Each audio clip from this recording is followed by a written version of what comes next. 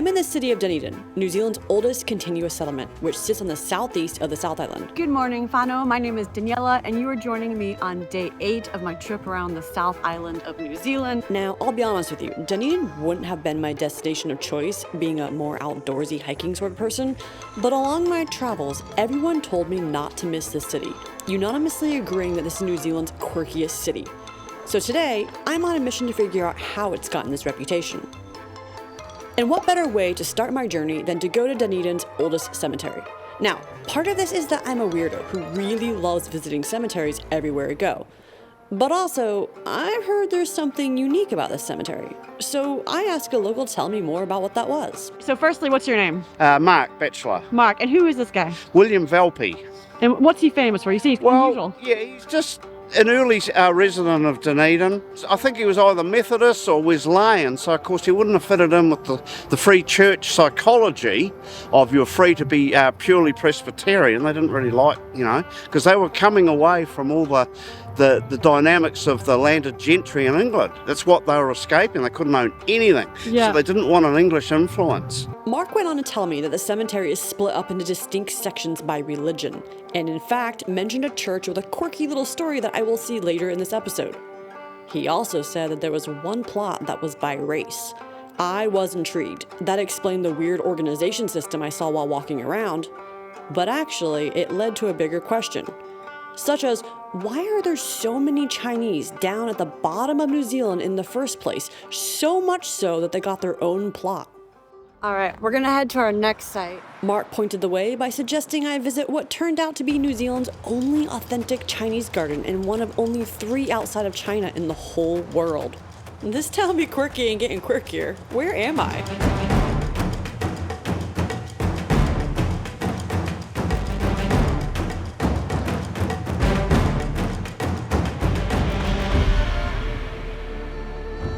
So in 1861, they discovered gold in the Otago region of New Zealand, which caused a huge wave of settlers from Europe. However, the settlers didn't work very long, and when the gold wasn't huge quantities, they stopped exploring the mines. So the mining companies actually decided to bring in Chinese because Chinese were considered to be super hardworking, they were law-abiding, and they were willing to go back into the mines that had already been dug up. Alright, so that explains why there's a random Chinese plot in the middle of Dunedin's oldest cemetery. They're trying to remember their heritage. The quirk is starting to make a little bit of sense. But what about this church Mark told me about? I'm like the next person. I love seeing beautiful historic churches, but somehow I didn't think these 150-year-old buildings would compare to the 1,000-year-old ones that I'd seen throughout Europe and Southeast Asia.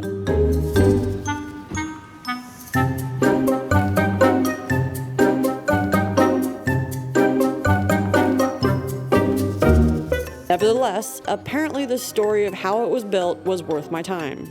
Okay, so Dunedin was settled by a group of Scottish Protestants who came here in 1848, I believe. And what's interesting is they called themselves the Free Church of Scotland.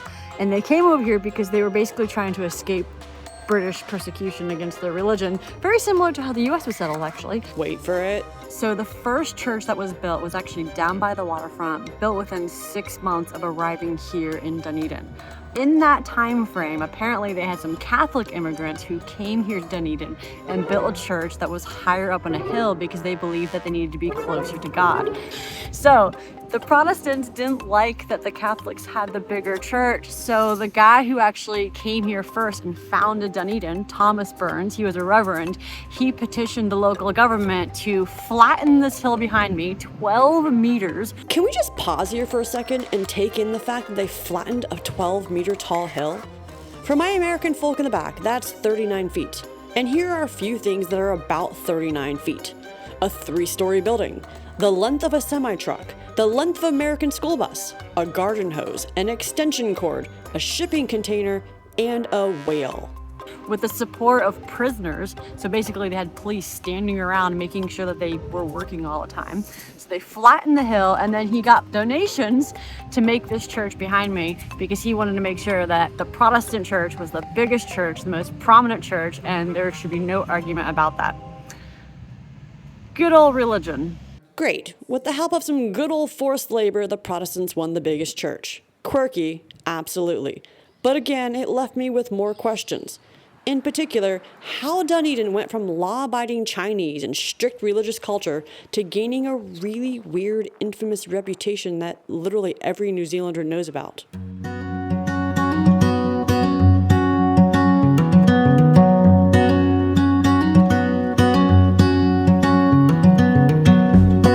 So they were able to build such a big church because of the gold rush, of course, right? That brought in tons of settlers who had money to spend. But the church wasn't the only thing that was being built. In fact, that time in Dunedin created a bunch of firsts for all of New Zealand. So they had the first public art gallery, the first medical school, the first daily newspaper, the Otago Daily Times, and New Zealand's first university built in 1869 behind me, the University of Otago.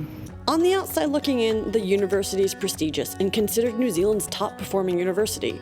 In their own words, the University of Otago's Central Library, one of 9 libraries at Otago, has been ranked 13th in the world as an absolute must-to-visit. The Information Services Building, which incorporates the Central Library, has won a number of architectural awards. Our Dunedin campus is recognized as one of the world's most beautiful campuses. We also have a genuinely world-class teaching and research labs, performance spaces, lecture theaters, study areas, and sporting facilities. Otago is also the first university in New Zealand to achieve fair trade status. Alright, so explain this, Otago. Right now, the university is out for the summer session, and they don't start school again until February 26th, when March Madness in New Zealand starts, which is just like crazy traffic. And here in Otago, that's when the partying starts, because this university has got a reputation for being a party school. Dunedin is just off the fucking rails right now, guys. The chilly 11 degrees evening air last night was no deterrent. Figures released by the University of Otago this week show only 11 fires in the first 3 months of the year. My best digging about how it got its party reputation is that as a result, for being such an amazing university, it attracted a wide range of students from all over the provinces. And with New Zealand being a relatively rural country, this would have been the first chance for a lot of students to experiment with life outside of their possibly judgmental communities. Once it got a reputation for being a vibrant place for young people, the reputation snowballed over time and self-reinforced. Yeah, you've caught us on quite a bad day. Someone jumped on the coffee table and then everyone just started like kicking it really. And that's why we have a broken foot. Now for my Kiwi audience. I want you to consider why Dunedin is quirky from the perspective of a foreigner, someone coming from overseas.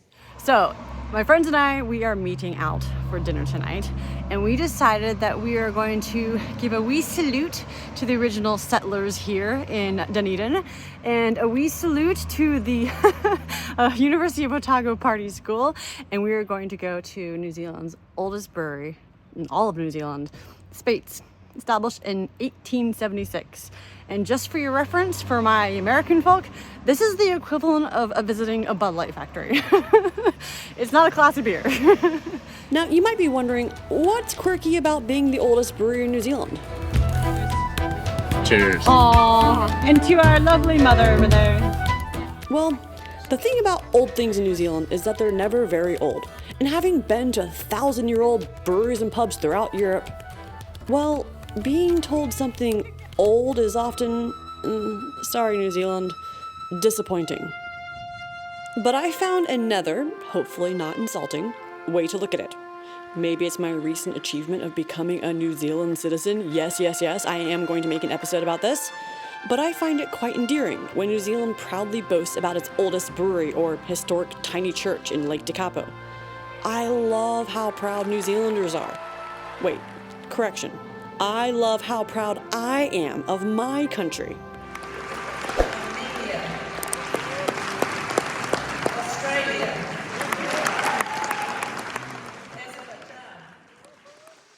But now it was off to sleep, because tomorrow I was going to see if I could top the quirkiness of today, with 2 world records for things you would never expect. And I mean never. All right, good morning, guys. So we're waking up in Dunedin still and having a tour around some remaining things, such as the train station, which was opened in 1906.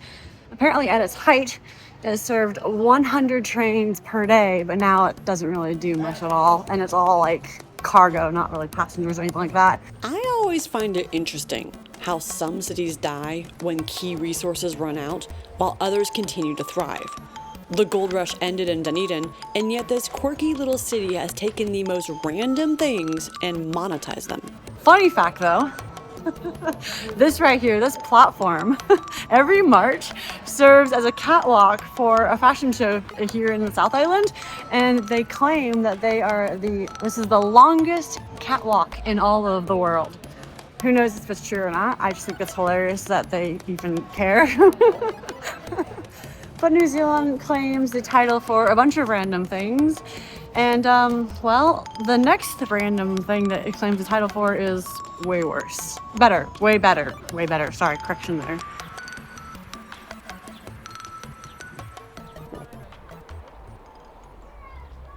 About to walk. I would like to drive actually the steepest road in the world, which is actually almost 45%. 35. 35. 30. 35, sorry. Can you imagine living on this? No way. I mean, if you have to drive your bicycle up there, whoa. You can see it from far because it's so steep, like deep in the sky. Yeah. The world's steepest road. Give us a little smile. All right, guys, let's do it. Come on. Oh my goodness, you're ridiculous, man. But why? Has your husband lost it? No, he loves challenges. It is so steep, I literally cannot see over the top of the road. Guys, I'm not gonna lie, I felt ridiculous. It was freaking steep, exactly as you would expect. And people would drop their phones, and then their phones would go sliding down the hill, and they'd try to chase them, but they really truly couldn't. And then when cars intended to go up the hill, they would get like a head start and fully rev. I was so scared of rolling backwards that I decided I wasn't gonna do it. All right, so Kiwis are ingenious people, and I take a bow to you guys because they invented in 2001 the Jaffa Ball race. So the Jaffa Ball is like a candy that's like kind of the size of a Jawbreaker. It's got chocolate inside with a coat of like orange candy, and every year they race 25,000 Jaffa Balls down this road as a fundraiser. And the first year they did it, they raised $75,000. So well done, Kiwis. Again, I take a bow to you. You guys are random as F.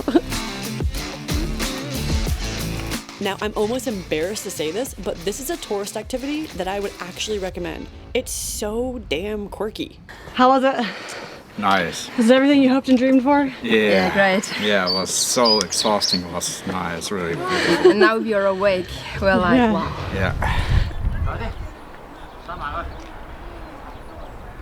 Now on to the final thing that makes Dunedin so damn quirky, and this thing I happened upon purely by chance. As many of you know, I've set a goal to walk Te Araroa, 3,000 kilometers across all of New Zealand. So to end today, I'm walking around the Portobello coastline. I don't know if it's like a Portobello Peninsula, but it's really, really lovely. Oh, beautiful, calm seas behind me. As I was walking around the peninsula, I started to notice that every bus shelter was painted in a different pattern, and I wondered why. Turns out there's a man named Joe Nolks, and he used to commute around the peninsula every single day. And when he passed each bus shelter, he noticed children huddling underneath when it was raining, waiting for their buses. The children looked miserable. And this wonderful man had the idea that painting the bus stops in different patterns might brighten their day.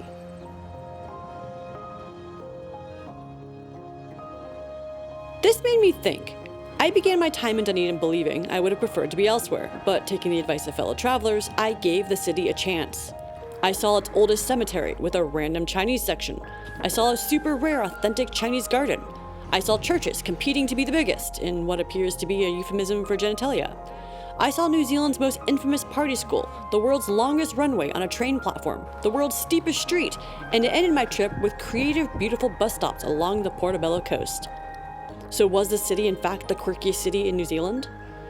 Well, I'd replace the word quirky with creative. It seems to me that when the gold rush ended, Dunedin could have easily become like any other city, but instead it turned into a thriving hub. When we're willing to look at the poop in front of us as our canvas of sorts, it's amazing what we can create. And well, I know this personally, as I continue to heal from the shitstorm that was my childhood and former marriage, and despite it all, continue to build the life of my dreams. And I hope you will too. Hey guys, so I'm going to make a video that is going to sum up the South Island trip and give you all of the tips and tricks and things that I learned along the way. So ask your questions below, as well as any questions you have related to how I got citizenship. I'm totally gonna make a video about that. Super stoked. I'm a citizen, yay!